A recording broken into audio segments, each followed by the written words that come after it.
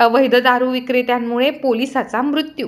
पाठलाग करणाऱ्या पोलिसांच्या दुचाकीला अवैध दारू विक्रेत्याने मारली लाथ। जिल्ह्यात अवैध दारू विक्रेत्यांची हिंमत चांगलीच वाढली आहे।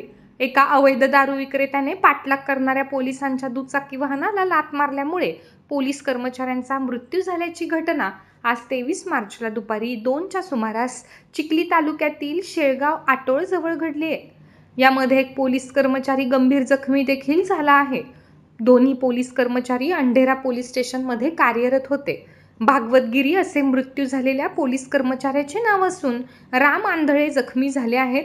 पोलिसांच्या हप्ते वसुलीमुळे अवैध धंदे करणाऱ्यांचे हौसले बुलंद झाल्याची चर्चा या निमित्ताने होत आहे।